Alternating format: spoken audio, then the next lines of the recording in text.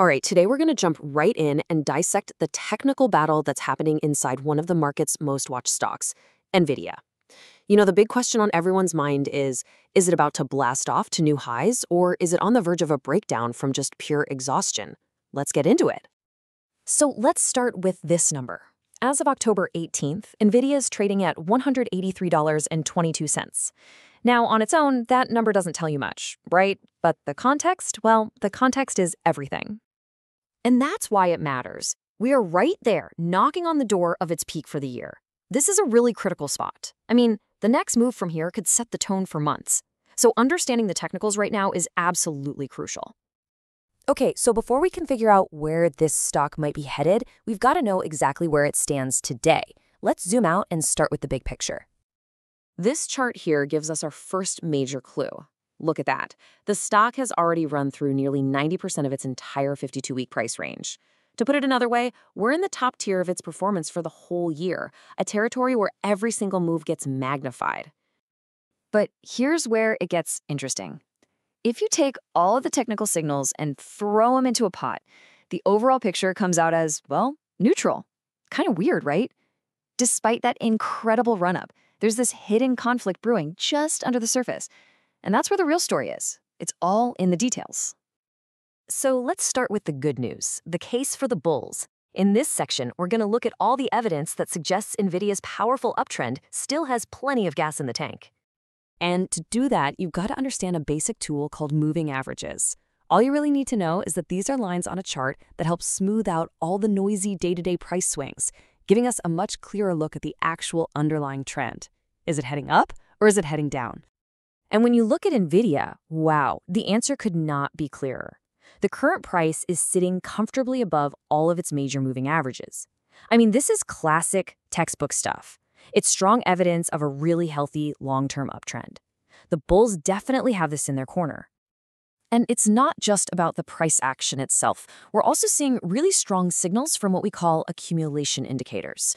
Just think of these as tools that kind of track whether big investors, the smart money, are quietly buying up shares.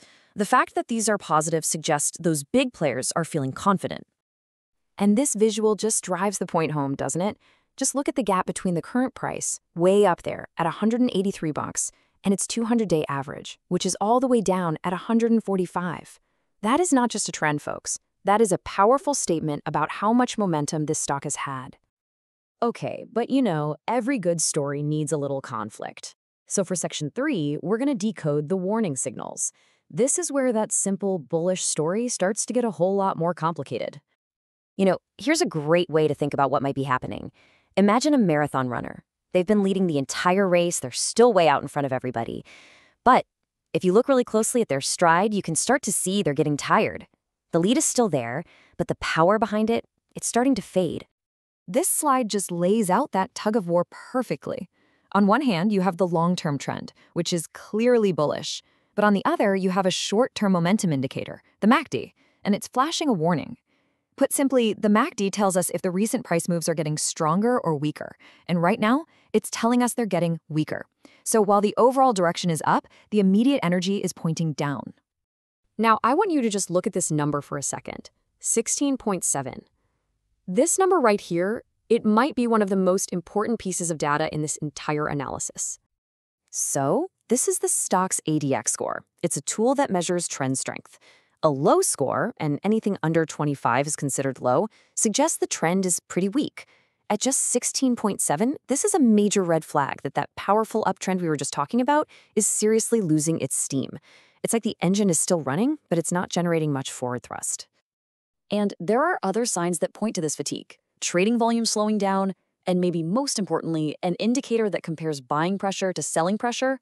Well, it's showing that for the first time in a while, the sellers are starting to win. They're starting to wrestle back control from the buyers, at least for now. So this all leads us to the final critical section. What happens next? We're at a crossroads where all these bullish and bearish forces are about to collide. For traders, it really all boils down to these three numbers, these key price levels. You can think of them as the battle lines. You've got a ceiling, or what we call resistance, at 184.96, and you've got a floor, or support, at 180.61. The next big move is probably going to be decided right here. And this lays out the two most likely outcomes. If the bulls can find the strength to push the price above that ceiling, the next logical target is a new 52-week high. But if the bears take control and drag it below that floor, we could see it drop down to that next level of support pretty quickly. When it comes down to it, this one quote from our source material really just says it all, doesn't it? You have a general uptrend, but with significant, undeniable signs that its momentum is weakening.